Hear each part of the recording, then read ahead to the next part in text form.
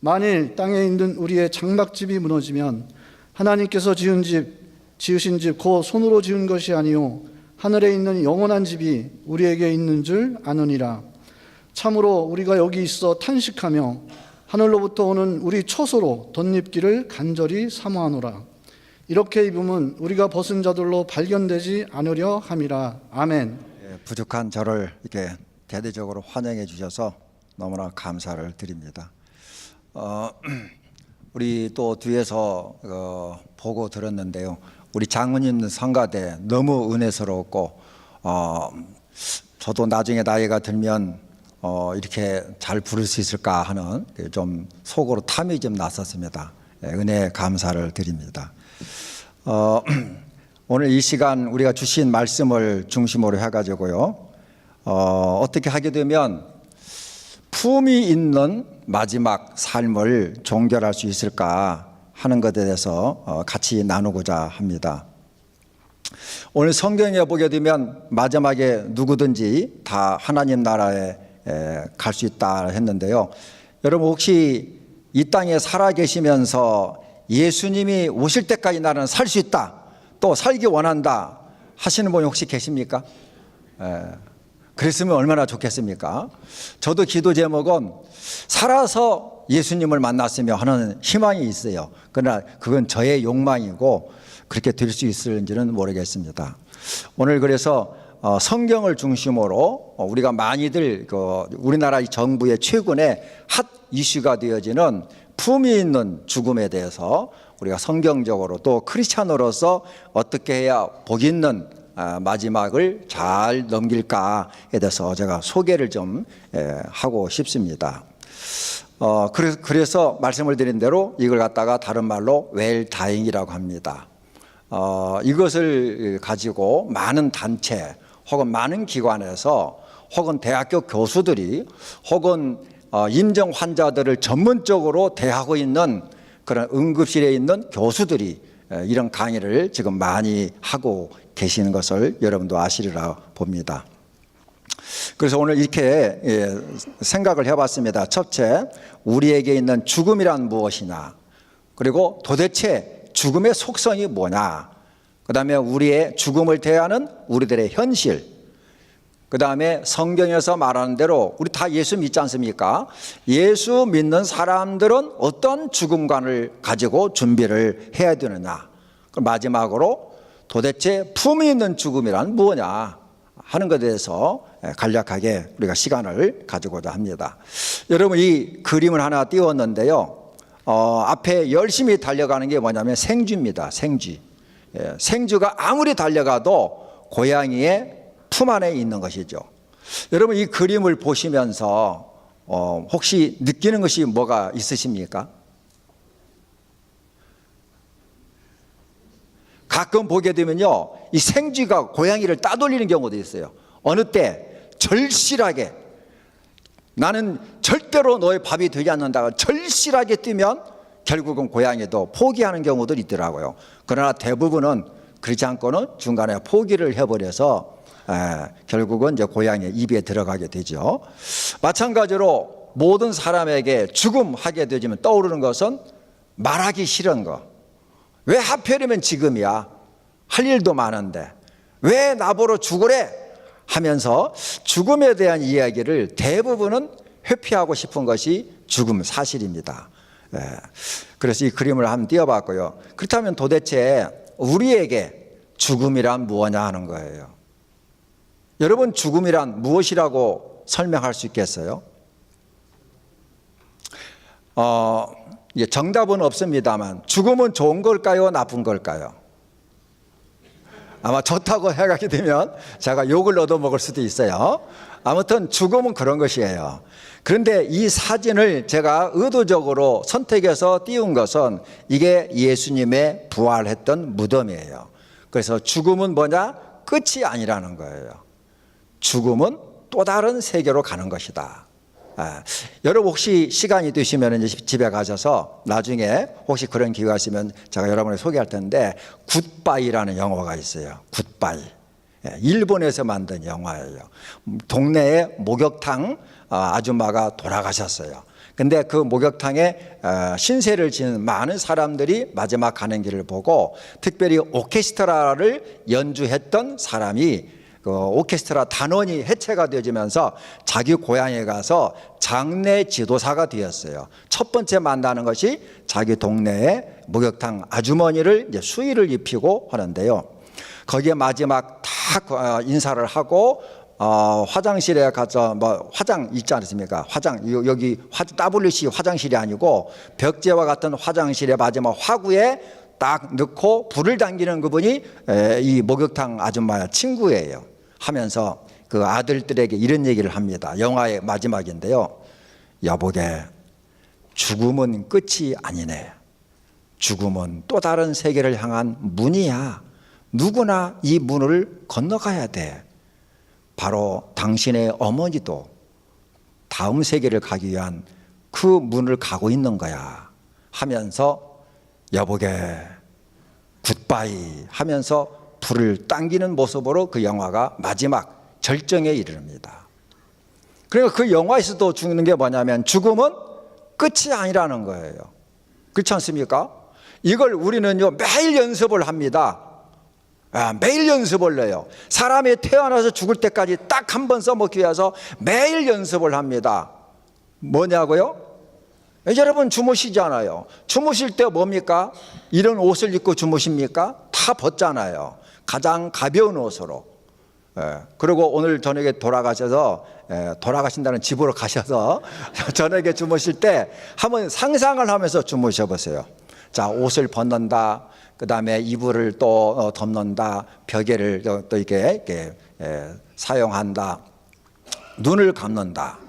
이게 만일 관이라면 어떻게 생각할까? 한번 생각해 보세요. 그리고 아침에 되어지면 일어나라. 누군가 깨지 않아도 자연스럽게 기지개를 펴면서 잠 잘 잤다 하면서 뭐 하는 것이죠? 부활하시는 거예요. 부활. 그래서 우리는 날마다 죽고 부활하는 연습을 합니다. 언제 써먹기 위해서요? 마지막 한 번을 써먹기 위해서요. 그걸 연습을 잘 하셔야 마지막에 낯설지 않은 거예요. 그래서 여기 보게 되면 우리에게 죽음은 무엇이냐? 새로운 세계로 이동하는 것이다 하는 것입니다. 자, 이 영상을 하나 이제 보실 텐데요. 이게 뭐냐면 어느 노인정에 가서 젊은이가 이제 장례 지도사가 어른들을 향해서 죽음에 대한 미리 체험을 해보자 해가지고 관 하나 들고 가가지고 한번 들어가 보라 해가지고 옴팍 당하는 얘기입니다. 한번 동영상 한번 부탁드리겠습니다. 짠! 보세요 어르신들 하나도 안 찝찝해요. 아주 편하네요. 제가 뭐예요? 오동나무요. 한번 넣어보시겠어요? 자, 이런 겁니다. 여러분 같으면 들어가시겠어요? 저도 이 죽음 체험을 처음 했을 때 굉장히 간절한 마음이 있었어요. 막상 관에 들어가니까 저 개인적으로는 너무 편안했어요. 근데 여러분 한번 기회가 되시면 그런 체험하는 그 센터들이 많이 있습니다. 혹시 이 교회에서도 지원을 하시면 제가 잘 아는 그런 곳에 아주 유명한 곳에 할 수 있는데 독일에서 영국에서 해외에서 그 센터를 취재를 최근에 많이 하고 있습니다. 한국이 이렇게 죽음에 대한 준비가 세계에서 아주 우수한 나라가 되어간다 하면서 한 센터를 지금 계속해서 취재를 하고 있어요. 저하고 관련되어지는 센터이기 때문에 혹 원하시면 아마 기도 제공해 드릴 수가 있다 하는 것입니다. 자, 여러분 잘 아시는 마더 테레사가 이런 얘기를 하셨어요. 죽음은 어디로 가는 거예요? 고향으로 가는 거예요. 우리의 고향이 어디죠? 죽음은 삶의 계속이고 완성이다 그랬어요. 예를 들어서 여러분 나무에서 설 익은 과일을 따가지고 집에서 익혀서 먹는 게 맛있습니까? 아니면 나무에서 달린 상태로 익어가지고 맛있는 과일을 먹는 게 더 맛있습니까? 그렇죠. 죽음이 바로 그거예요. 저는 노사연의 바람이라는 것을 참 좋아합니다. 그래서 색소폰을 연습하면서 제일 먼저 배운 게 그 노래예요. 그 가사가 뭐냐면 우리는 늙어가는 것이 아니라 익어간다. 그 단어가 너무너무 마음에 와닿아서 그 노래를 참 애창곡이 되었어요. 자, 그 다음에요. 프랑스의 그 사르댕이라는 그런 신부가 이런 얘기를 했습니다. 혹시 눈이 밝으신 분들은 같이 한번 읽어보시면 좋겠습니다. 시작. 우리는 영적 체험을 하는 인간이 아니라 인간이 된 체험을 하는 영적 존재다. 우리는 그동안 영적 체험을 하는 인간이라고 우리가 늘 했는데요. 이분은 완전히 바꿔서 얘기를 했어요. 그래서 그 글을 보는 순간 너무 멋있는 분이다 해서 이런 글을 한번 같이 나눠보려고 한번 준비를 해봤습니다. 인간이 된 체험을 하는 영적 존재다 하는 거예요. 제가 좋아하는 책 중에 하나가요. 어떤 거냐면은 그 브라질의 심리학자가 쓴 책인데요. 애벌레가 번데기가 되고 번데기에서 뭐가 나오죠? 나비가 돼요. 그 과정을요. 출생과 죽음으로 풀이를 했어요. 아주 쉽게. 근데 너무 단순하지만 너무 깊이가 있었어요. 그 어느 날 그 나비가 날르고 있는데 번데기와 애벌레가요. 자기 신세 타령을 하고 있는 거예요. 어쩌다가 나는 이렇게 애벌레가 돼서 하늘도 나르지 못하느냐.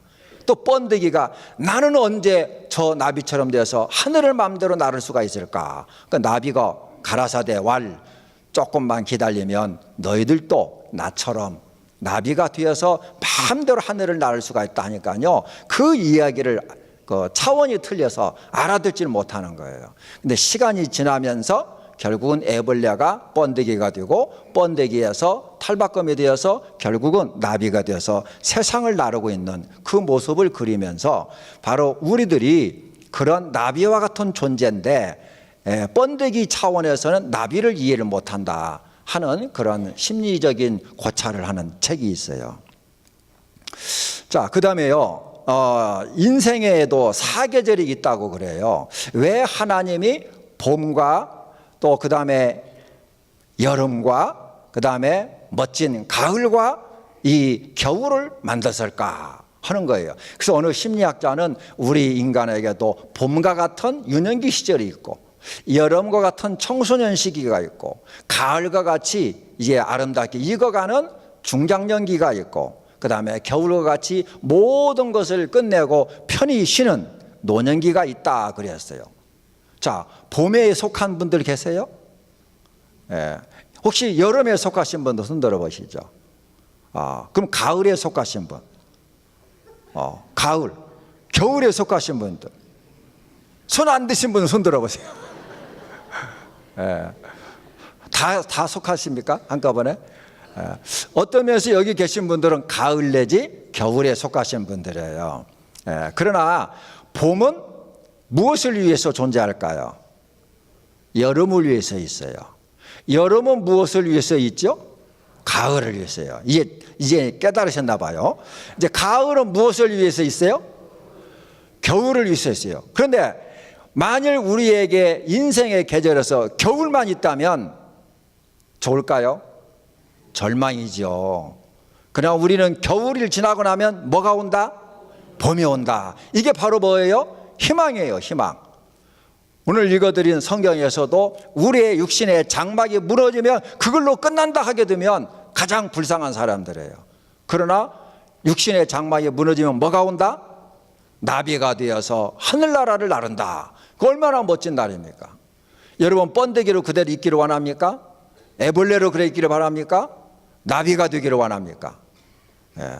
자, 나비가 되고 싶다. 손 한번 들어보세요. 믿음대로 될지어다. 자, 그 다음에요. 계절을 통해서 보면요. 여러분 잘 보이실지는 모르겠어요. 봄에 내리는 비는요. 다릅니다. 조금 있어 보면 봄이 내리는데요. 봄비는요. 살랑살랑 내립니다. 마치 어린아이가 잠을 자고 있는데 엄마가 가가지고 볼을 비벼대고 발을 주물러주고 온몸으로 스킨십을 하면서 잘 잤냐? 이제 일어나자. 그래서 봄비는요 소곤소곤 내립니다. 왜? 겨울잠에서부터 모든 초목을 깨우기 위해서 소곤소곤 내려요. 만일 이때요 여름비처럼 가을비처럼 내리면 초목은 다 죽어버려요. 순이 다 잘라져 버려요. 이게 창조의 섭리더라 하는 거예요. 제가 깨달은 거예요. 여러분 일찍 깨달았겠지만. 자, 여름비는 사정없이 내립니다. 사정없이 내리지만 견딜 수 있다는 거예요. 왜냐? 무성하게 잘 털을 잡았고 자라고 있기 때문에요. 예. 그 만일 여름에 봄비처럼 내리면요, 갈증이 나가지고 초목이 기다리겠어요? 예. 얼마든지 퍽퍽퍽 퍼 부어줘도 여름비는 다 흡수할 수 있을 만큼 잘 자라고 있는 상태예요. 이게 바로 인생의 청년기다 하는 거예요. 자, 그 다음에 이제 봄비, 가을비. 여러분 스잔하게 느껴지지 않습니까? 가을에 왜 비가 오죠? 겨울을 준비하라고, 낙엽을 떨어뜨리라고, 대비하기 위해서. 그래서 이 가을을 비가 내리는 거예요. 그 다음에 마지막에 겨울이 들어오면 모든 색깔을 하나로 다 통일시키죠. 무슨 색깔로요? 흰 색깔로. 예. 자, 그래서 어떤 분이 그런 얘기를 했어요. 가을에 우리가 단풍을 보지 않습니까? 그 단풍은 봄과 여름과 초가을에 어떻게 지냈느냐에 따라서 색깔이 달라지대요. 그래서 제가 여기서 뽑은 게 뭐냐? 사람은 한번 따라서 할까요? 사람은 산 모습대로 죽는다.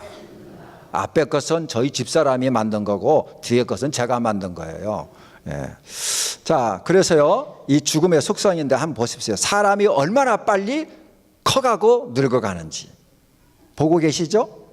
예. 눈 깜빡하게 되면 계절이 바꿔지고 있어요.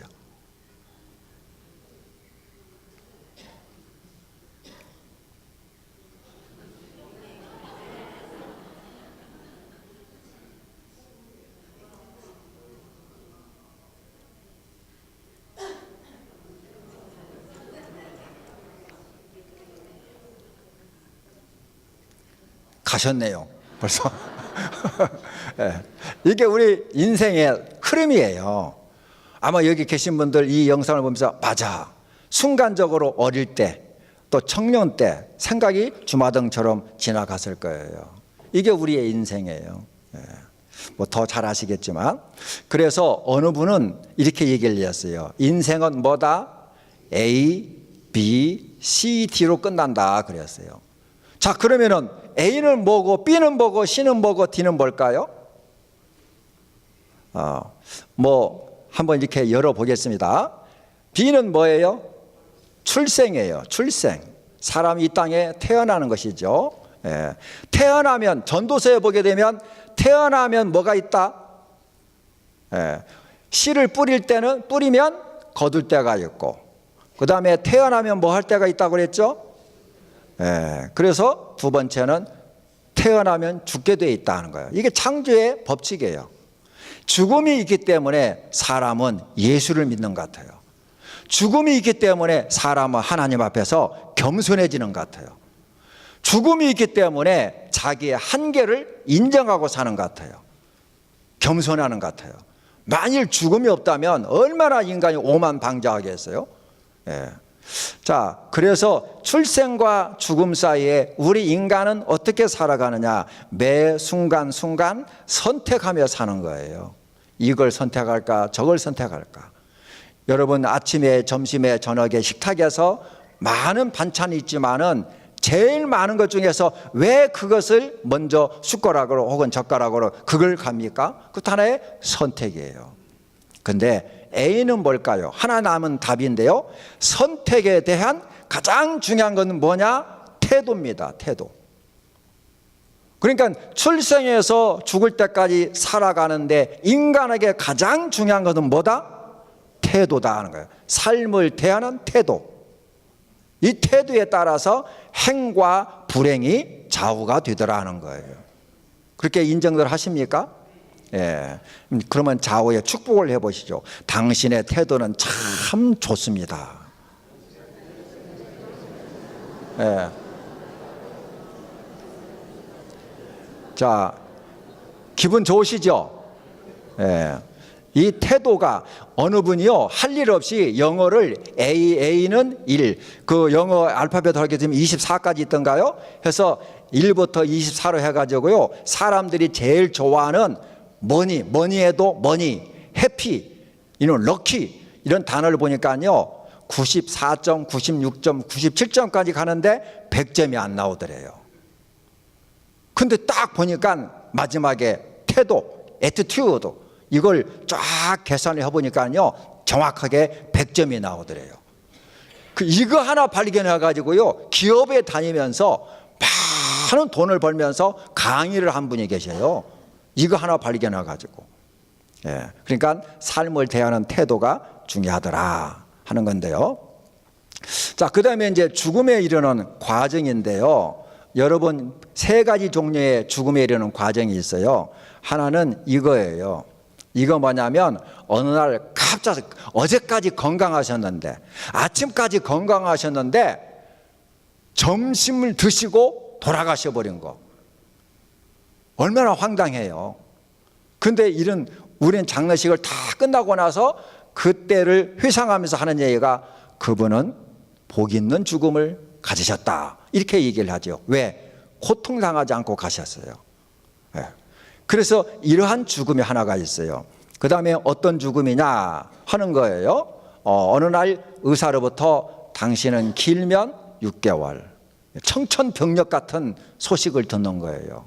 그래서 대부분 나는 기왕에 죽을 것, 물론 젊어서는 아닙니다. 연세가 많으셔서 이런 병에 걸리면 구차하게 나는 내가 의식이 없을 때 코에다가 뭘 꽂아라, 식도에다가 뭘 꽂아라, 의식이 또 숨을 못 쉬면은 막 갈비뼈가 부러지도록 이게 뭡니까? CPR이라고 심폐소생술을 해라 않겠다는 거예요. 그래서 마지막까지 죽음을 준비하면서 나는 호스피스로의 도움을 받으면서 죽음을 멋지게 맞이하겠다.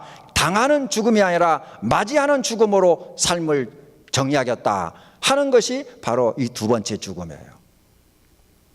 그 다음에 세 번째는 뭐냐면 당신은 6개월입니다 하게 되면 아니야, 이 병원 의사들 엉터리야.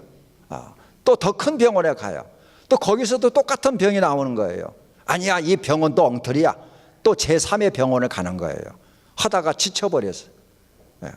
그러다가 결국은 좋아졌다가 나빠졌다가 좋아졌다가 온갖 고통을 다 당하면서 가시는 죽음이 세 번째 죽음이에요. 여러분은 어떤 죽음이, 만일 하나님께서 이 시간 한 가지 택해라, 내가 그대로 해주마 한다면 여러분은 어떤 죽음을 택하고 싶으세요? 맨 처음 거 이거죠. 예. 저도 이제 60 중반이 되면서 늘 기도 제목이 하나님 고통 없이 가게 해주세요. 이 기도 제목이에요. 여기 계신 분들도 자손들은 굉장히 섭섭하겠지만 가는 사람의 중심이 되지 않겠습니까? 고통 없이 조금 더 품 있는 죽음을 후반에 가면서 어떻게 해야 할 것인가를 말씀을 드리겠습니다만은 아무튼 이 죽음이 가장 좋은 죽음이 아닌가. 이 세 가지 중에서 딱 하나를 고른다면요. 자, 그래서 그런데 그럼에도 불구하고 우리의 현실은 그렇지 않다는 거예요. 왜냐? 사람들이 죽음에 대해서 터부시를 많이 해요. 그래서 중환자실에서 죽음과 죽어감. 그 다음에 가능한 모든 수단을 동원해서 죽음을 연장을 시키려고 그래요. 그 다음에 죽음을 준비하자 하게 되면 아까 우리 관 체험에서 막 기분 나빠가지고 막 이렇게 야단치는 것처럼 죽음에 대해서 금기시하고 터부시해서 얘기를 못하게 하죠. 또 당사자의 소외. 그러니까 나중에 또 한번 말씀을 드리겠습니다만 대개 우리는 어렸을 때 다 어른들이 병원에서 돌아가실 때도 되면 산소 호흡을 하면서 집으로 다 모셨는데 요즘에는 거꾸로 낯선 병원에서 소외당하면서 죽어요. 그러면서 준비 없는 이별을 해버려요. 이런 것들, 이것은 품이 있는 죽음이 아니라는 거예요. 자, 이런 것은 어떤 죽음이냐? 당하는 죽음이에요. 그러니까 우리 그리스도인들은 뭐냐? 맞이하는 죽음을 갖자는 거예요.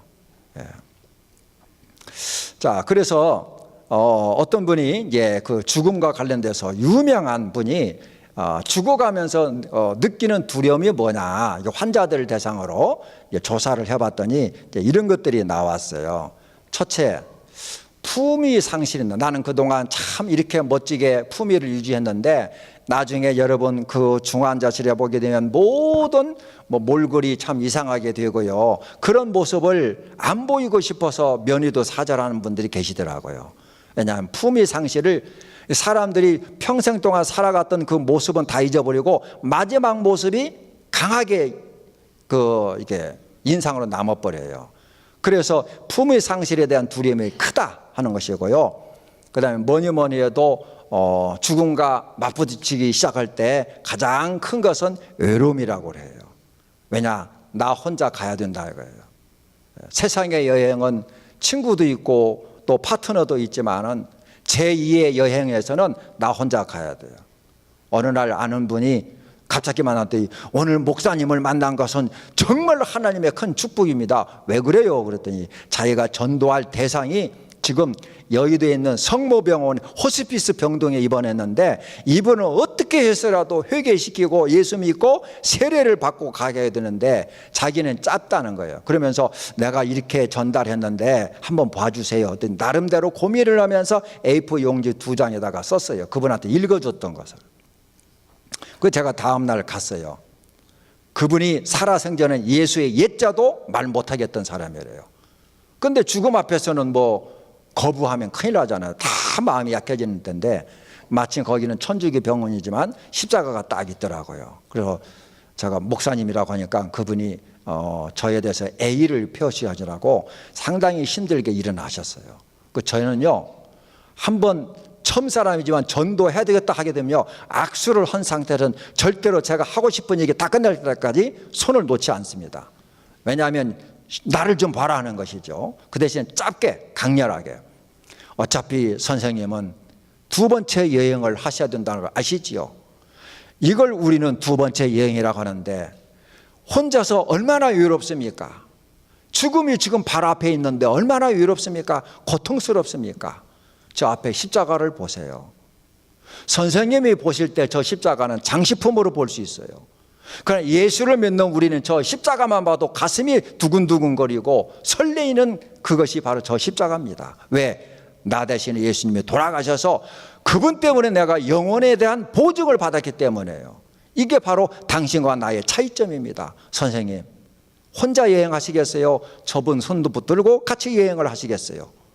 그때 막 우는 거예요. 눈물이 난다 하는 것은 제 말이 먹히고 있다는 거예요. 성령의 역사라는 거예요. 그래서 계속 예수님에 대해서 손을 붙잡으라고 했더니 아멘 믿겠습니다 하는 거예요. 결국은 3일 후에 돌아가셨어요. 이런 외로움.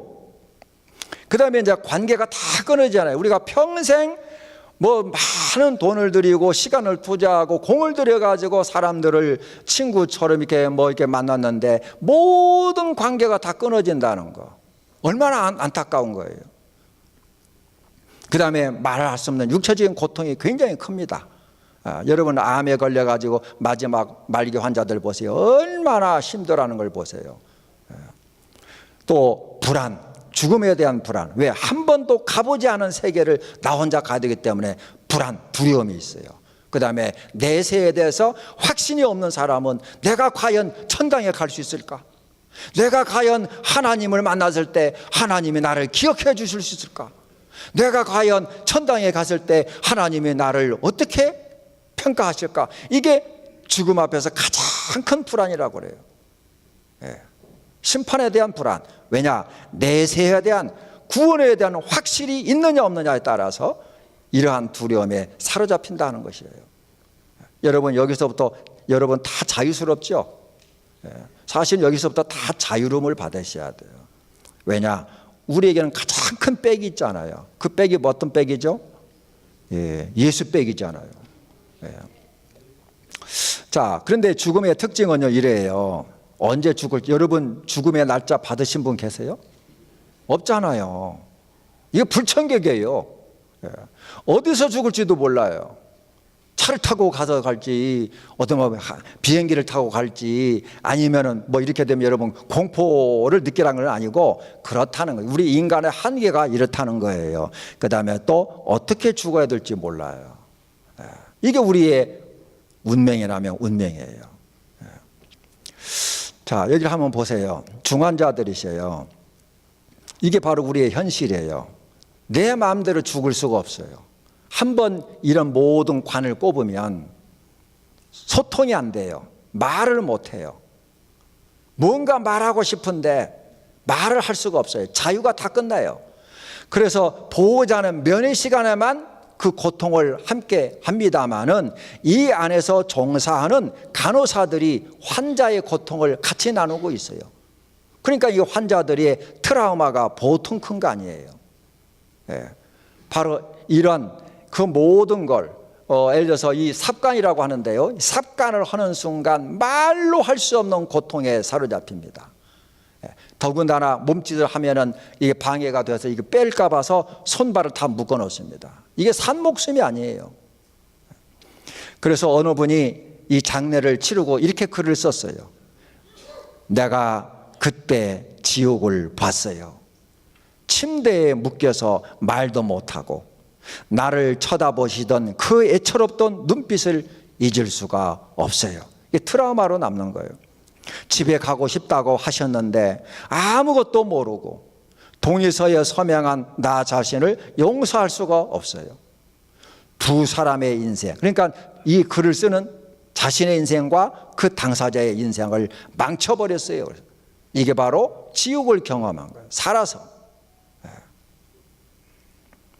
그래서요, 서울대 많은 병원에서 환자들을 보내는 의사 중에 한 분인 윤영우 교수라고 여러분 혹시 들어보셨을 거예요. 이분이 이 책을 냈어요. 나는 한국에서 죽고 싶지 않다. 오직 했으면 수많은 임종 환자들을 지켜보는 의사의 종말은 그거예요. 제가 많은 의사들로부터 특강도 듣고 이게 개인적인 접촉도 해봤는데 한결같이 하는 얘기가 나는 한국에서 죽기 싫다는 거예요. 왜냐? 마지막 다 그렇게 됐고 마지막 경험을 했기 때문에요. 얼마나 우리 현실입니다. 살면서 괴로운 나라, 죽을 때 비참한 나라. 이번 책 제목이 그대로예요. 그래서요, 한번 인터넷을 뒤져가지고 도대체 우리나라의 죽음의 질은 어느 정도일까? 제일 좋은 나라가 이제 영국이고요. 우리나라가 18등을 했어요. 뭐 19등, 20등 하는 나라도 있지만은 우리나라가 이 선진국, 우리나라보다 잘 산 나라에 비해서 많이 떨어지고 있다는 거예요. 앞에 중환자실의 그러한 현실 때문에 그렇습니다. 그러나 다행스러운 것은 오래전부터 제가 속했던 그런 단체들이나 여러 단체들이 국회를 로비를 해가지고 이제 우리도 내 의식이 젊을 때 말고요, 내가 의식이 늙어서 의식이 가물가물할 때 나를 살리지 말아라. 조용히 가게, 편하게 가게 놔두라는 거예요. 그래서 심폐소생 거절. 이게 목을 따가지고 이 속에다가 인공호흡기나 코에다가 집어넣는 거 절대 사절. 그냥 편안하게 가게 해달라. 그걸 서명한 운동자가 우리나라에 3만 몇천 명으로 1년 만에 엄청나게 좀 홍보가 되고 있습니다. 그래서 임종의 장소도요, 여러분 다 알다시피 이제 아파트가 긍정적인 면도 있지만 참 나쁜 일도 참 많이 하고 있어요. 그 중에 하나가 임종의 장소를 다 병원으로 다 바꿔버렸어요. 왜냐하면 여러분 다 아파트에 사실 텐데 2층에서 위에 살던 분이 관이 우리가 보고 있는 내 창을 통해서 내려간다? 그 용납할 분들이 아마 없으실 거예요. 그래서 이게 다 트라우마로 작용하기 때문에 다 거절을 하고 있어요. 심지어 뭐 화장터가 우리 동네 조금 멀리 떨어져 있는 데서 온다 하더라 하게 되면 결사반대하지 않습니까? 근데 반대하는 사람 보니까 나중에 돌아가셔서 그 화장터에 가시더라고요. 자, 그래서 죽음 전 마지막 기간 동안 요양하고 싶은 장소가 어디입니까? 했더니 거의 많은 사람들이 나는 가정에서 편안하게 가고 싶다 하는 거예요. 여러분 가정이 참 낯익은 편안한 그런 장소지 않습니까? 이게 이제 현실입니다. 그래서 말기 암 환자들의 마지막 소원을 앙케이트로 또 이게 통계를 내봤더니 집에 가고 싶어, 집에 가고 싶어 하는 분들이 그렇게 많더라는 거예요. 그래 갈 수가 없어요. 자, 제가요 캄보디아에 여행하는 가운데 가이드가 우연하게요 그런 얘기를 해서 제가 스마트폰 녹음기를 켜고 녹음을 다시 해달라고 했는데요, 그분이 이렇게 하더라고요. 힌두교들, 이제 인도 사람들이죠. 이 사람들은 죽음 준비를 이렇게 한대요. 겐지스 강에 가서 몸을 닦고, 그 다음에 인더스 강에 가서 마음을 닦고, 그 다음에 바라나스 강에 가서 영을 닦고, 우리의 영혼을 청소하고, 그 다음에 야노바 강에 가서 죄를 씻고 죽음을 준비한대요. 물론 이방 종교예요. 이방 종교임에도 불구하고 이들은 죽음 준비를 이렇게 의식적으로 행한다 하는 거예요. 우리가 여기서 뭔가 말로 표현하기는 어렵지만 이렇게 죽음 준비가 필요하다는 것은 여러분 혹시 느끼겠지요. 그래서 가까운 일본에서는요 한번 와서 강의를 하는데요, 고등학교 교장 선생님이 한국에 초대가 되어서 왔는데 그분 나름대로 죽음 교재를 만들어 가지고 고등학교 학생들한테 죽음 준비 이 교육을 시켰어요. 교과과정에 넣어 가지고. 그러니까 이 죽음 준비를 통과를 한 사람들은요 죽음에 대한 두려움이 사라져요. 처음에는 죽음 준비 필요 없어, 그까진 거 무서워하지만요, 죽음 준비 과정을 마친 사람들을 많은 연구 논문을 제가 종합해 보니까 죽음에 대한 불안감이 많이 떨어져요. 희한합니다. 왜냐? 죽음과 친근해지기 때문에. 자, 여러분 한번 이렇게 생각해 보세요. 지금 내가 죽어간다고 생각해 보세요. 가상 한번 해보세요. 어떤 느낌이나 생각이 드시는지, 그 다음에 제일 먼저 누가 떠오르는지, 보고 싶은 사람 혹시 있으시면, 혹은 그와 무슨 대화를 마지막에 나누고 가고 싶은지 한번 오늘 저녁에 한번 주무시기 전에 이걸 꼭 생각해 보세요. 저는 습관이 되어 가지고요 잠을 자기 전에 하나님, 내가 지금 죽는다면 하면서 나름대로 시나리오를 써봐요. 그러면서 저도 모르게 옆에 있는 집사람 손을 꽉 한번 잡아보고, 이게 뭐냐? 헤어짐의 연습이에요. 여보, 나 죽었다고 놀래지 마. 당신 잘 살아야 돼. 이제 그런 마음을 한 번씩 주는 차원에서 손을 꽉 잡았다가 놨다가 해요. 집사람은 모르죠, 왜 잡았는지.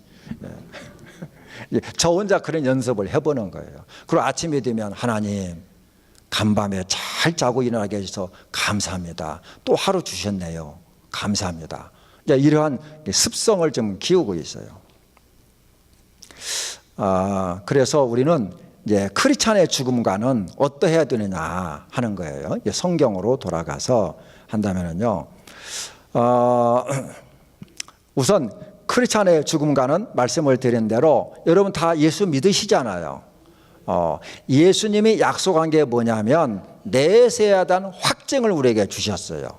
그리고 이 확증을 가졌던 사도 바울은 고린도전서 15장 부활장이라는 데서 죽음 별거 아니다, 죽음아 네가 이기는 게 뭐야, 나와봐, 한번 붙어보자 하는 것이 맨 마지막 자리에 있잖아요. 사망아 네가 쏘는 게 뭐야, 나와봐 하는 것이죠.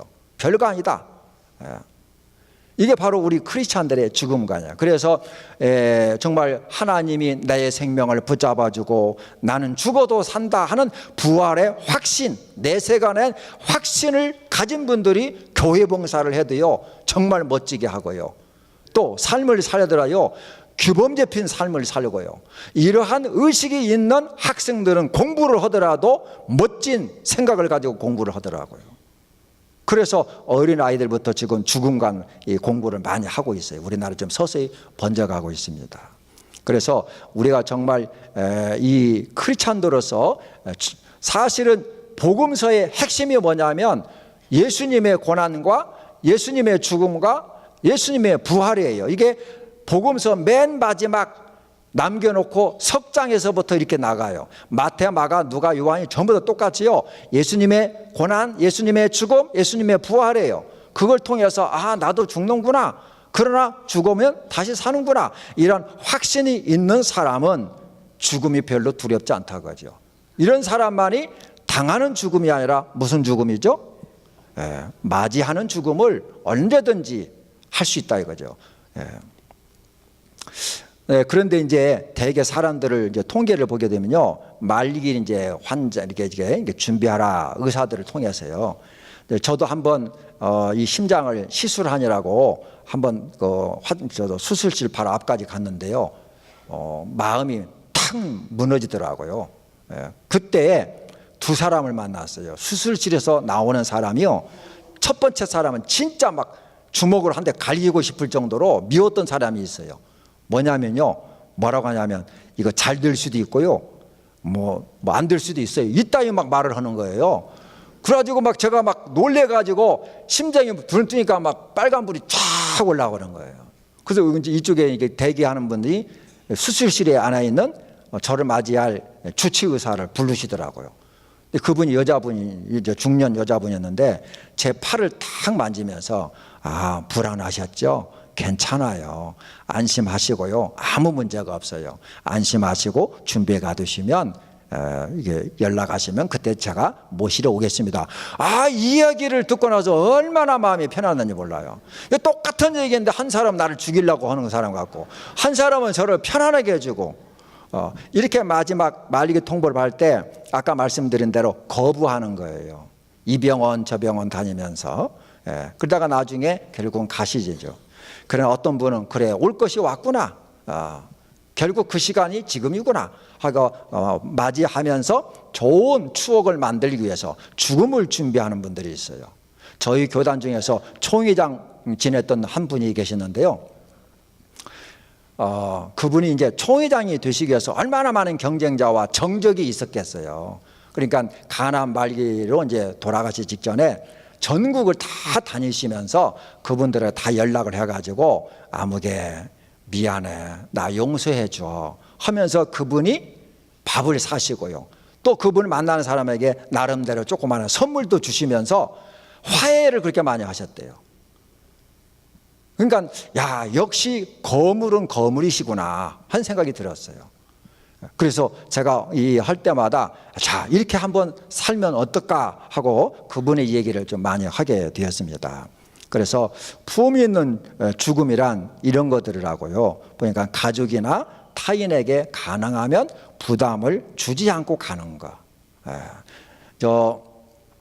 제가 있던 교회에서요, 어느 분이 마지막 버스 기사였는데요, 돌아가시기 일주일 전에 신방을 했어요. 그 위암으로 막 마지막 사경을 헤매는데요, 저를 갔더니 그 자기 부인을 막 X자를 막 동원시키면서 온갖 욕을 다 퍼붓는 거예요. 왜냐하면은 내가 온갖 목사님 알려가지고 온갖 고생을 해가지고 이 아파트, 장안동에 가면 15평 20평이 대세였어요. 그 당시에는 이 아파트를 샀는데 저 아무개 먼 년이 이게 마지막 내가 이 돈을 다 쓰고 좀 치료를 좀 받고 싶어 하는데 허락을 안 한다고 막. 그 나쁜 사람이랑 막 욕을 퍼붓는 거예요. 그러니까 부인이 막 욕을 울면서 목사님 그게 아니고요, 어차피 우리 남편은 가시잖아요. 가면 남은 사람들이라도 살아야 되는데 남편은 내가 벌어서 내가 산 집이니까 빨리 팔아가지고 답이 없는 건데요. 결국 일주일 만에 가셨어요. 그러니까 이게 바로 품이 있는 죽음은 기단이다, 아니다는 거예요. 그래서 가족이나 타인에게 부담을 주지 않고 가족 등 소중한 사람과 같이 있으면서 쉽게 말해서 좋은 추억을 마지막까지 잘 마무리하고 가는 거. 그래서 그분 생각할 때마다 감사의 눈물, 보고 싶은 눈물이 나야지 그 왼수 덩어리 하게 되면 안 되잖아요. 자, 그래서 죽음을 잘 준비하려면요, 마지막까지 건강하셔야 돼요. 숨쉬기 운동도 잘 해야 되고요, 마음의 건강도 잘 하셔야 돼요. 마음 건강, 다른 사람에게 아픔을 줬다는 것은 아까 말씀드린 대로 찾아다니면서 다 화해를 하시는 것. 그 다음에 법도 굉장히 중요합니다. 내가 죽을 때 내가 남겨놓은 재산 때문에 이 아이들이 서로 불안은 나지 않을까, 그런 것에 대한 미리 대비. 유언장도 실제로 잘 써가지고 공증을 받아놓은 거, 사후 대비죠. 어떤 면에서는 자녀들을 위한 그러한 평화의 조정자라고 볼 수 있어요. 그 다음에 내가 죽으면 장례를 어떻게 치르라. 어떤 분은요, 여러분 보시면 웃기겠지만 두 가지 테이프를 준비했어요. 어떤 때는 날씨가 좋은 날, 어떤 때는 날씨가 흐린 날, 굳은 날 해가지고요, 장례식장에 가면서 꼭 이 테이프를 틀어달라 해가지고요, 두 가지 인사말을 했어요. 예를 들어서 굳은 날씨다 하게 되면 친구들 고맙네, 누구누구도 왔구만, 오늘 날씨도 좋은데, 아니 날씨도 비가 내리는데 고맙다 하면서, 이게 그분은 누워서 가시지만은 사전에 녹음을 해가지고 이렇게 웃음을 한바탕 해주는 그런 그 인사, 나를 이렇게 보내달라 하는 그런 준비. 그 다음에 어떻게 장례 어디다가 어떻게 묻어달라 하는 거. 그 다음에 또 하나 중요한 것은 사별의 아픔을 나누는 것도 굉장히 중요해요. 그래서 교회들이 이렇게 사별의 아픔을 가진 사람들끼리 모여서 죽음 준비를 이렇게 잘 하는 거. 그건 제가 미안합니다만 저도 많이 크게 당해봤고 책도 썼고 이 교육을 하고 있는 전문가입니다. 예. 자, 그 다음에 또 하나 그래서요, 어느 말기 암 환자가 죽기 전에 죽은 다음에 와봤자 필요 없다. 누가 왔는지 모르겠다. 내가 죽었다 생각하고 나를 보낼 사람 와서 좀 만나자 해가지고요, 모 병원에서 허락을 해줘가지고요, 이분들 암 환자 생전에 돌아갔을 때 보고 싶은 사람 다 불러들여가지고 직접 마이크 붙들고 마지막 인사말 하는 장면이 찍혔어요. 한번 보시겠습니까? 한번 부탁드리겠습니다. 나는 원치 않습니다. 병실에 와 있지만 고통이 오게 되면 빨리 죽어야 돼. 이걸 시간 끌으면 환자 애먹어, 가족 애먹어, 여기 병원 애먹어, 다 애먹어. 꼭 죽고 난 다음에야 찾고 그러질 말고 숨 넘어가기 전에 마놓고서 나는 이렇게 살으려고 했는데 이렇게 살아봐서 하는 거를 좀 얘기들을 좀 했으면 좋겠다. 한 달 살다 죽은다 하고 3개월 산다 죽은다 했는데 1년 6개월이 넘었어요. 맞아요. 네. 나는 하루하루 감사하게 생각하고 암이 되는 건 컨디션이 좋아졌다 나빠졌다 하는데 컨디션이 나빠지면 얘기하기도 싫고 컨디션이 좀 올라가면 뭐 나가서 돌아다니기도 하고 그렇습니다. 본인 자세가 본인 마음이 중요한 것이지 뭐 이거 내가 언제 죽을까 모레 죽을까 한 달 있다 죽을까 그렇게 생각하시면 안 될 것 같아요. 내 생각에서는 또 힘들어가지고 그렇게 그럴 바에는 그냥 연명인가 그게 참 좋은 제도 같은데 거기에서 동의를 하시고 가족들도 그런 것을 모르시면은 간호사 선생님들이나 의사 선생님들한테 물어봐가지고 거기에서 좀 이렇게 동의를 해주셨으면 감사할 것 같아요. 자, 보시겠습니다. 그 다음에 또 이제 여행을 여러분 가실 때 아마 이 세 가지는 필수적으로 가지고 가시지 않나 생각이 들어요. 첫째는 이제 카드잖아요. 현금 카드. 현금보다도 카드를 많이 가지고 다니시잖아요. 그 다음에 중요한 건 또 뭐죠? 여권이잖아요.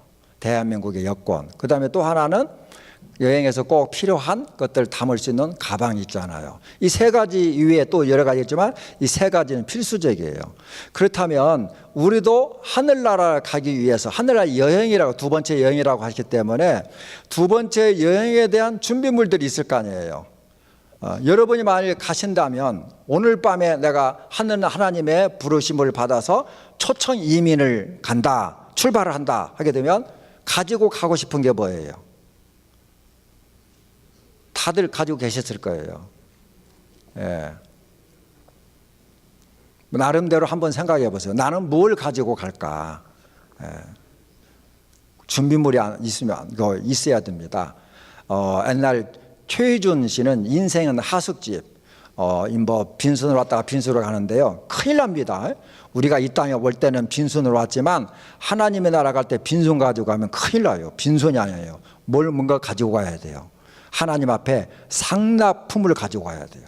상납금을 가지고 가시든지 상납품을 가지고 가셔야 돼요. 준비를 잘 하셔야 됩니다. 자, 그런데 두 번째 여행을 하는데 좀 심적으로 이제 그 장애물들이 있어요. 뭐냐면 우리가 그동안 살아왔을 때 이루고 싶었지만 이루지 못했던 그러한 좌절했던 꿈이 있을 거 아니에요. 좌절. 그 다음에 외로움도 있었고, 그 다음에 한쪽에 분노심도 있을 거예요. 그 정신적으로 영적으로 해결하지 못했던 거, 이런 것들이 있을 거거든요. 제가 이런 얘기를 하나 해드릴게요. 오래전에 있었던 얘기인데요. 어느 신학교에서 어려운 신학교에서 저보러 와서 좀 도와달라 해서 제가 강의를 좀 했더랬어요. 근데 강의비를 안 주는 거예요. 그 기분이 안 좋잖아요. 처음부터 아예 그냥 도와달라 했으면은 그냥 쌈박하게 도와드릴 수가 있는데 얼마까지 딱 책정을 했는데 돈을 안 주니까 강의했던 분들이 딱 뭉쳐가지고 법적인 소송까지 했어요. 근데 안 주는 거예요. 근데 그분이 마지막에는 중간에서 우리를 초빙했던 분이 몸이 많이 안 좋아가지고 돌아가셨어요. 돌아가셨는데 연락이 왔어요. 중간에 어떤 분이, 아무개 목사님, 당신을 그렇게 괴롭혔던 분이 지금 어느 병원에서 오늘 내일 하는데 가서 풀고 편안하게 보내야 되지 않겠어요? 해가지고 제가 두말 없이 그 병원에 달려갔어요. 달려가서 그분 손을 딱 붙들고, 아무개 목사님, 저 잊어버리세요. 제가 다 용서해 드릴게요. 편하게 가세요. 했더니 막 우는 거예요. 하면서 귀에 잘 안 들려오는 이야기. 연 목사님, 고맙고 미안해요 하는 거예요. 그 무거운 마음을 가지고 어떻게 올라가겠어요? 그걸 다 용서를 해 주었어요. 이러한 것들, 이런 것들이 두 번째 여행을 하는데 발목을 붙잡고 있다 하는 것이죠. 혹은 개인적인 실패감, 미해결된 갈등, 미래에 대한 불안. 예를 들어서 저는 이것을 이렇게 얘기를 합니다. 여러분 혹시 축구를 좋아하시는지 모르겠는데요. 축구를 보면서 늘 저는 이렇게 생각해요. 만일 내가 전반전이 어떤 면에서는 중년기까지라고 보고 후반전이 이제 중년기 이하, 뭐 노년기라고 본다면 전반전에서 2대 0으로 먼저 골을 넣었다 하게 되면 후반전에는 여러분이 어떤 마음을 가지고 경기에 임할 수 있겠어요? 여유가 좀 있을 거예요. 여유. 상대방이 불안하지 저는 여유가 있어요. 근데 반대로 전반전에서 두 골을 먹었어요. 후반부에 지금 시작을 해야 돼요. 감독의 표정이나 감독의 음성, 축구를 선수를 뛰고 있는 저의 마음은 어떨까요? 여러분의 마음은 어떠시겠어요? 굉장히 초조하고 불안해요. 그러니까 실력이 안 들어요. 패스를 해도 패스가 안 되는 거예요. 이러한 것들이 결국은 인생의 겨울, 두 번째 여행을 하는데 많은 장애물로 작용을 하더라는 거예요. 그래서 이런 것들을 내려놓는 연습들을 서서히 하셔야 돼요. 그러니까 일을 많이 하시던 분이 준비 없이 은퇴를 하게 되면요, 빨리 늙어가시잖아요. 은퇴 후에. 그런 것처럼 5년 전부터 은퇴에 대해서 준비를 해나가게 되면 은퇴를 그냥 해도 별 탈이 없는데요. 준비 없이 은퇴하게 되면 굉장히 힘들어집니다. 자, 이제 마지막 동영상인데요. 이건 우리나라 모 기업체여서 홍보로 만든 건데 뒤를 잘라버렸어요. 그래서 이 시간 한 3분 정도 되는데 이 드라마를 보시면서 여러분 한번 그 마음속에 큰 교훈을 좀 받았으면 좋겠습니다. 한번 동영상 부탁합니다.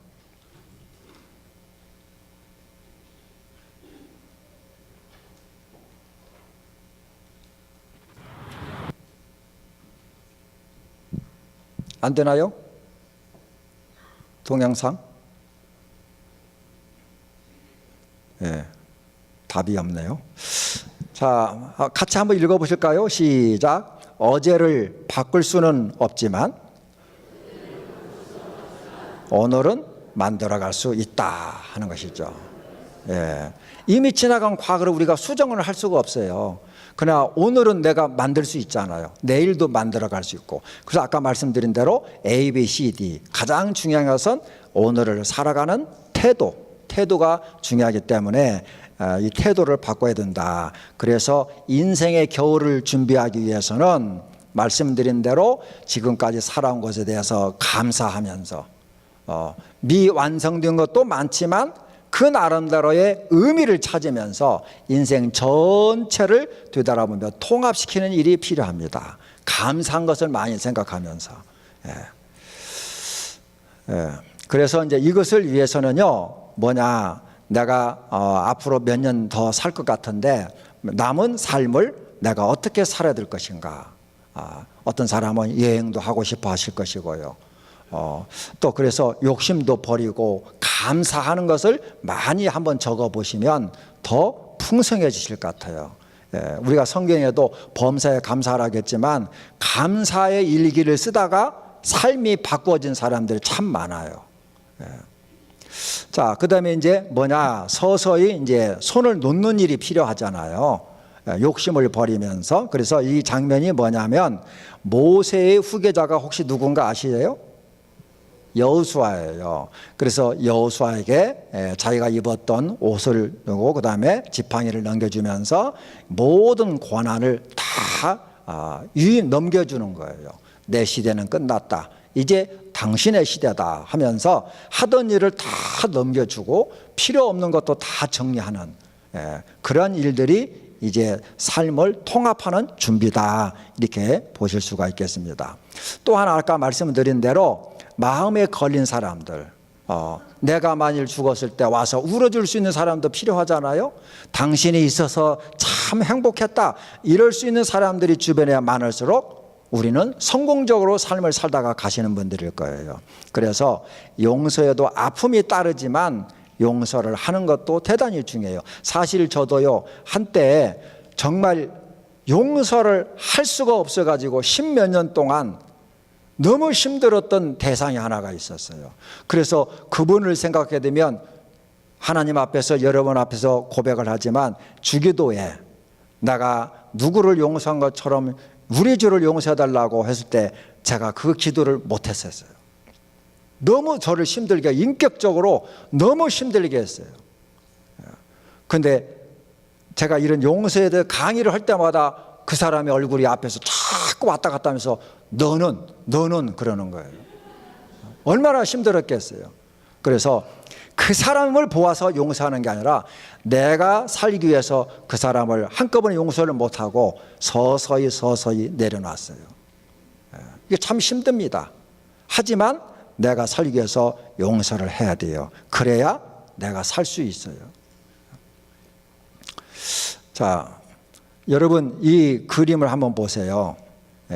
30대 중반에 혀암이 있어요. 어떠다가 이 혀에 암이 걸렸는지 결국은 이제 이 젊은 수녀가 숨을 거뒀는데요. 어떤 분이 살아있는 분이고 어떤 분이 돌아가신 분이 혹시 여러분 사진을 통해서 구분이 가십니까?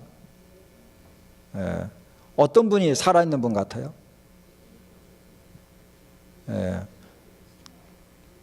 어떤 분은 아주 단순하게 생각하시더라고요. 살아있는 분, 눈을 뜬 사람 이렇게 하시더라고요. 살아있어, 눈이 떴기 때문에 살아 계시는 거예요. 근데 이제 이쪽에 돌아가신 분도 웃으면서 돌아가셨잖아요. 그래서 제가 이 사진을 여러분에게 보여드린 것은 어떻게 하면, 어떻게 죽음을 준비하면 나도 죽을 때 이렇게 웃으면서 숨을 거둘 수 있을까? 우리의 기도 제목 아니겠어요? 한번 여러분 기도하실 때마다 다른 건 다 잊어버려도 이분의 얼굴이 떠오르면서 하나님, 저도 마지막 숨을 쉴 때 웃으면서 가게 해주세요. 제가 이 죽음을 배우면서 오래전인데요, 춤 테라피라는 게 있었어요. 그 춤을 추면서 기도를 춤으로 했어요. 근데 몸을 이제 춤에다가 맡기는 거예요. 생각을 내려놓고. 근데 제가 춤을 추면서 무슨 생각을 했냐면, 내 무의식 속에서 이런 춤이 나오네? 근데 깜짝 놀랐어요. 그 춤이 뭐였냐면, 예수님의 십자가를 통해서 내가 용서받고 구속받았다는 데서 감사의 춤을 추고 있는 거예요. 그래서 한동안, 오랫동안 하나님, 내가 마지막 숨을 거두고 당신의 나라에 갈 때 이 춤을 추면서 갈 수 있다면 행복하겠습니다. 제가 그 기도를 했어요. 그 기도, 이 춤을 추면서 하나님께 갈 수 있다면 나는 행복하겠습니다. 얼마나 멋진 춤이었는지 여러분이 보실 때는 아주 볼품없는 춤이었지만 춤이겠지만 제가 생각할 때 너무너무 멋진 춤이고 너무너무 감사가 넘치는 춤이었어요. 저는 지금도 그 춤이 기억이 나고 그 춤을 추면서 하나님 앞에 가고 싶은 그런 마음이 있어요. 너무 행복했어요. 자, 그래서요 마지막에 그 죽어가는 아빠 그 어린 아이를요 살릴 수가 없어요. 인큐베이터에 들어있어요. 그런데 어떻게 할 수가 없어서 아빠가 마지막 이 인큐베이터 옆에서 기타로 노래를 하면서 그 아이를 보내는 참 서글픈 노래가 있어요. 한번 보실까요? 예, 동영상 한번 부탁드릴까요? 되는데요.